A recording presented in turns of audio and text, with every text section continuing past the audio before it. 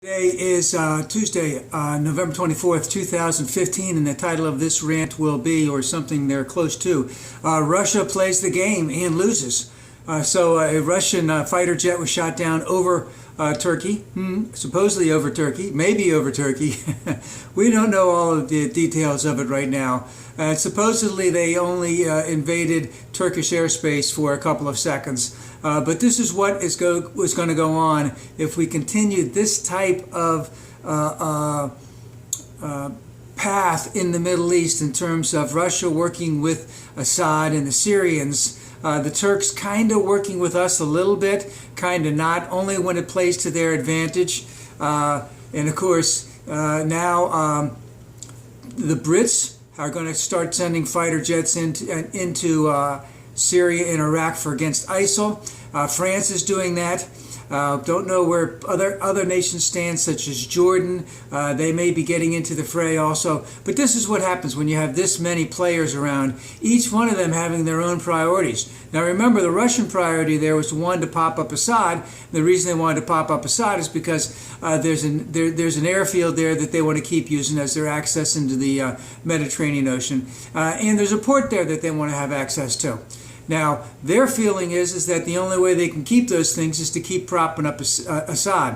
One of the things that hasn't been discussed much in terms of why we haven't bombed the shit out of Syria and why we didn't cross that line when it was possibly determined that the Syrians had used chemical weapons against their own people, was that the Russians had been not necessarily propping up Assad, but Assad had been buying a lot of good military equipment from Russia for a number of years. So if American fighters were going to go in and bomb Syria, especially in Damascus, don't know what would have happened then, because the anti-plane or radar systems that the Syrians had through the help of Russia were excellent.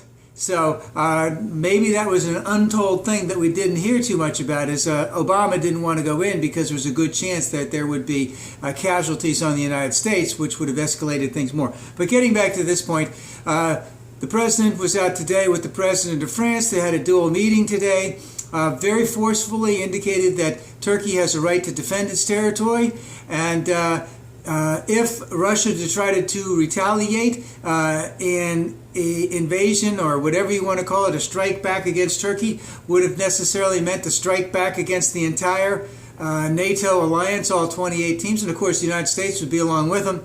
That's probably a game that Russia doesn't want to play.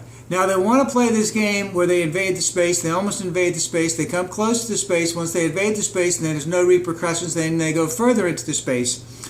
And part of also the reason today was that it might have been that the Russian planes were going after what they call Assyrian Turkmen, which are native Turkish people in Syria.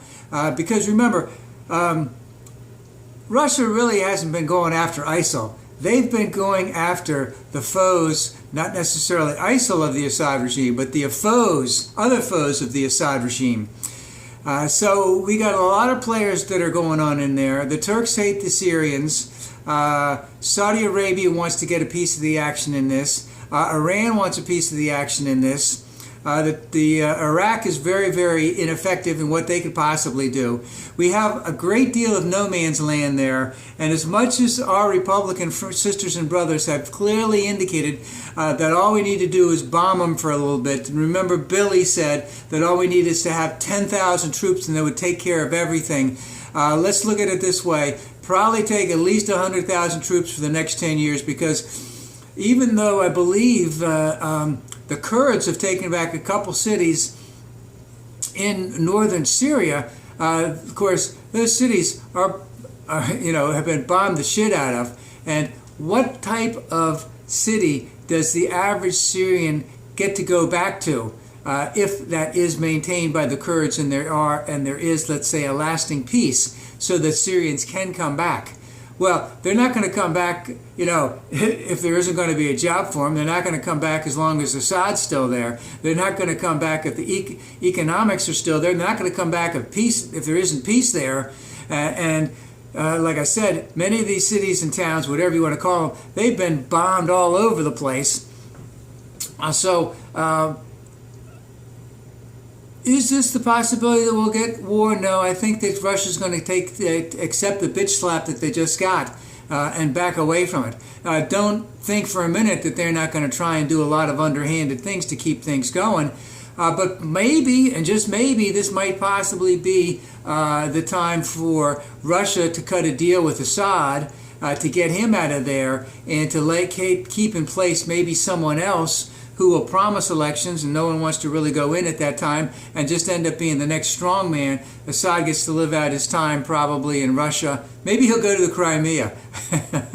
But I think there will be heightened tensions for a while. I don't think anything in the end will come of it.